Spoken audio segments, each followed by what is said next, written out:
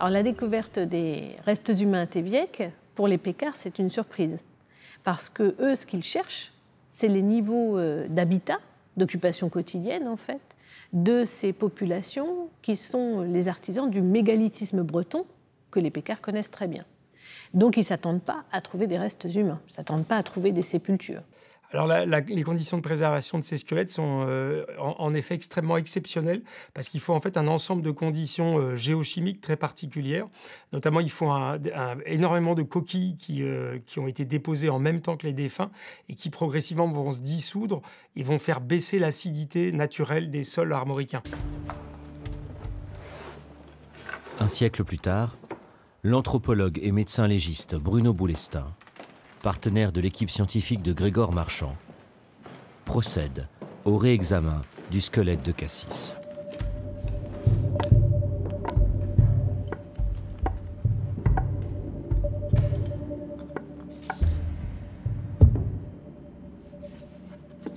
Donc voilà l'individu Cassis.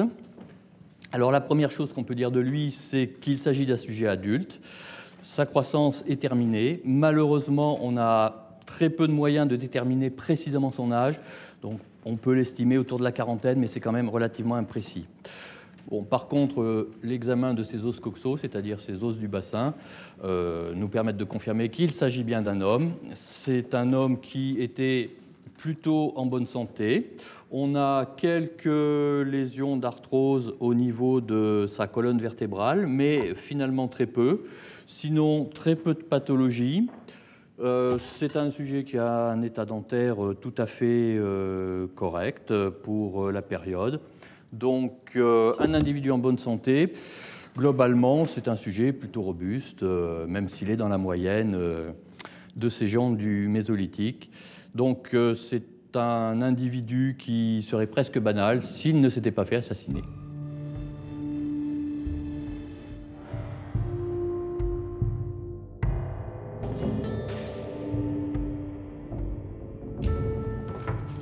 Je vais vous montrer comment est mort Cassis. Une première flèche a été tirée dans son dos et est venue se ficher dans sa 11e vertèbre thoracique.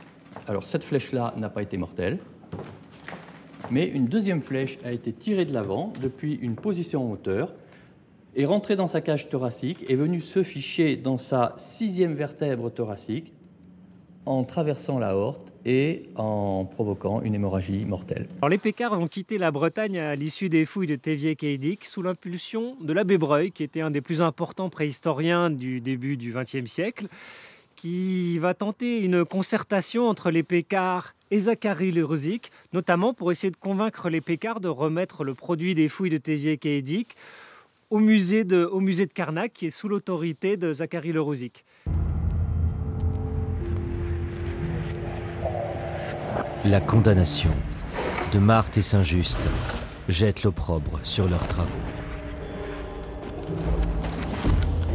Cassis et les mésolithiques de Téviec et Edic sont condamnés à l'oubli. Dispersés dans les réserves des musées nationaux, rangés sur des étagères, dormant dans les tiroirs. Ils devront patienter 50 ans avant de repasser de l'ombre à la lumière.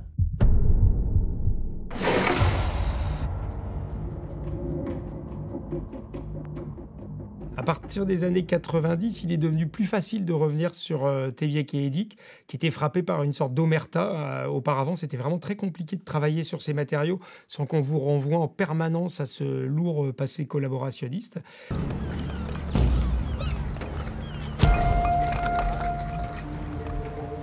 Juillet 2018.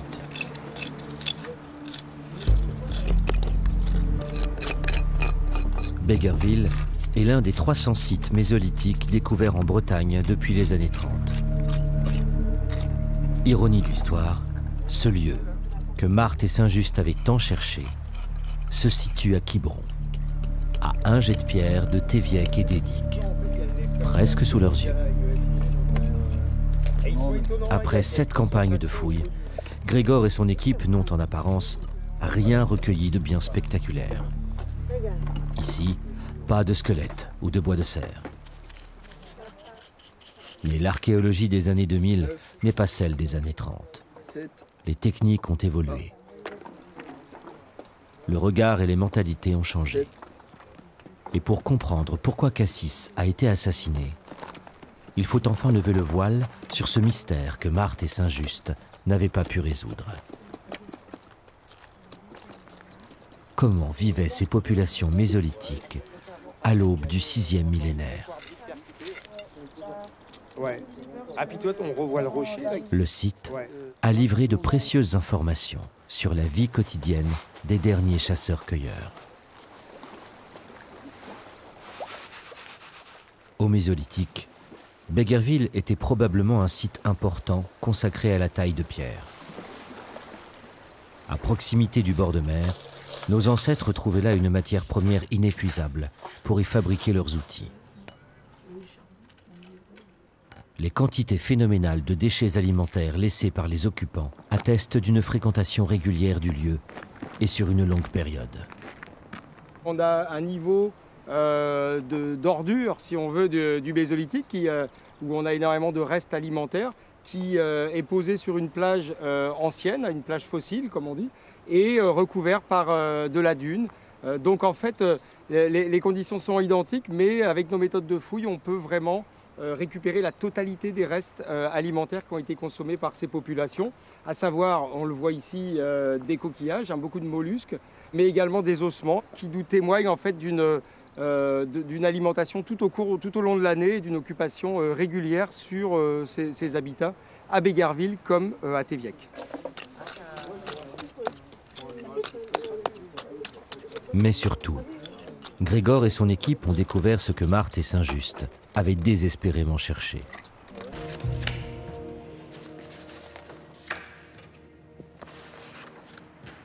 À l'Institut de paléontologie humaine, l'anthropologue Bruno Boulestin va procéder au réexamen de la tombe K. C'est en étudiant chaque cliché pris par les Pécards que l'anthropologue va reconstituer la chronologie de la sépulture et tenter d'en apprendre un peu plus sur son célèbre occupant.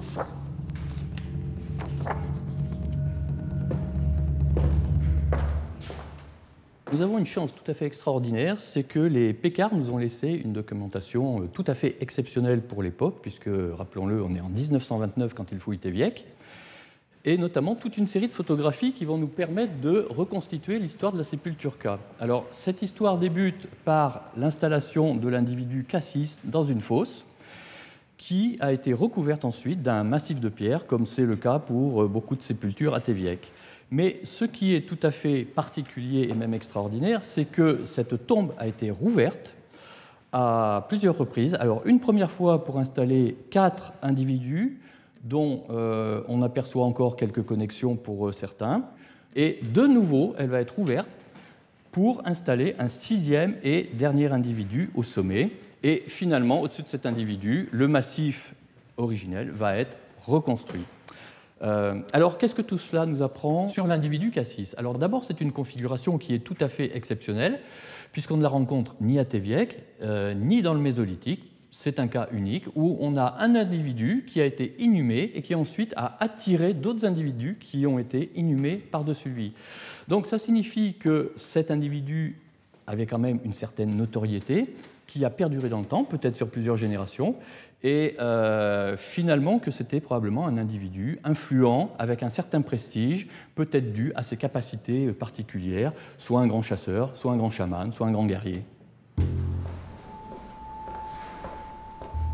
Cassis était probablement un personnage important, dont le culte s'est perpétué génération après génération. Mais qui sont ces assassins? La réponse se trouve-t-elle au musée d'archéologie nationale de Saint-Germain-en-Laye? Parmi les milliers de trésors archéologiques conservés dans ses collections, il en est un qui intéresse particulièrement Grégor Marchand. La 6e vertèbre thoracique de Cassis, celle qui porte la trace du coup mortel et qui a peut-être encore quelque chose à nous apprendre.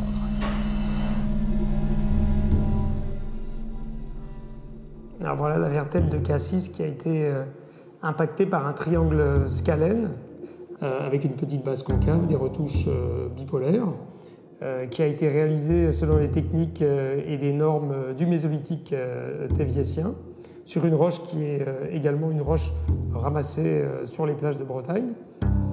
Et ça nous démontre que le meurtre de Cassis est lié à un conflit d'origine locale. Une nature un peu moins généreuse pouvait être à l'origine de nombreux conflits.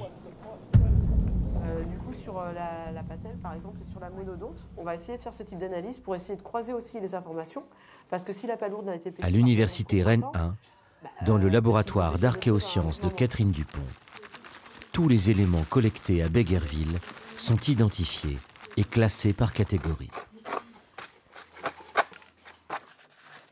Poissons, mammifères, coquillages et crustacés. En 7 campagnes de fouilles, ce sont plus d'1,5 tonne de sédiments qui ont été ainsi traités. Le moindre fragment, aussi microscopique soit-il, est inventorié puis regroupé par lot.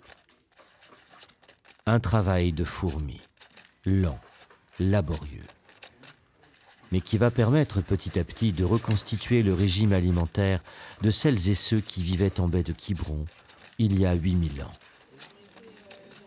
Et de savoir si ces populations étaient en autosuffisance alimentaire ou si au contraire, le manque de nourriture aurait pu être à l'origine de nombreux conflits.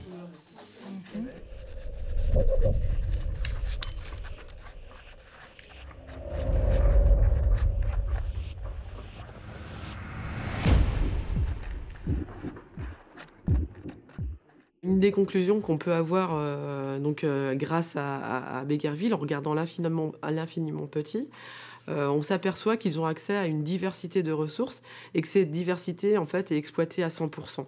On voit des gens qui savent jongler entre les rythmes saisonniers sur le continent, le rythme des marées, et qui savent en fait organiser leur emploi du temps de nomades en fonction de ces ressources qui apparaissent et disparaissent au cours de l'année, voire même au cours des marées. Donc l'hypothèse de période de disette qui aurait pu entraîner des conflits ne fonctionnait pas du tout.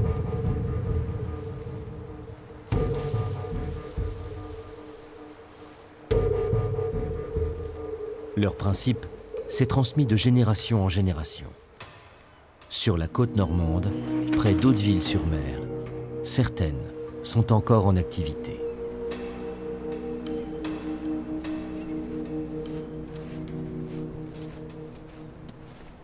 On est devant un exemple de pêcherie qui pourrait être semblable à celle du Mésolithique en matière végétale, avec un treillage de perches de saules qui sont entrecroisées dans des piquets qui sont plantés et qui forment une paroi relativement lâche, mais qui suffit à guider les poissons vers le piège. Et ce qui est assez intéressant, c'est qu'on les voit apparaître au Mésolithique, à la fin du Mésolithique, vers 6000, 7000, dans la Baltique, en Irlande. Et on peut supposer en fait qu'elles étaient également présentes sur le littoral atlantique.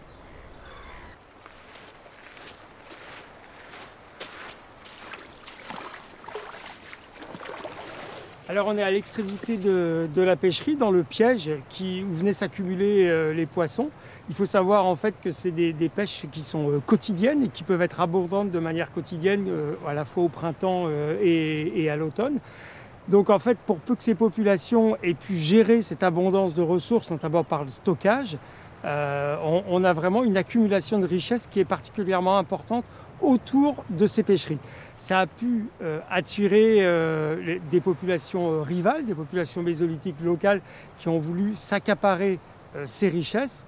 Alors, une des hypothèses de la mort de Cassis peut être celle-là, c'est-à-dire que c'est un individu qui visiblement a un statut relativement important dans la population et qui a assuré la défense en fait de ces richesses. Ça pourrait expliquer le guet-apens dans lequel il est tombé et qui a entraîné son décès.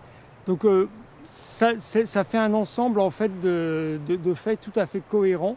Alors, ça reste une hypothèse, d'autres possibilités évidemment sont ouvertes sur la mort de Cassis, mais celle-là gagne à une certaine cohérence dans l'histoire de ces populations. Peut-être que de nouvelles découvertes archéologiques et les avancées scientifiques permettront un jour de connaître les circonstances exactes de la mort de Cassis.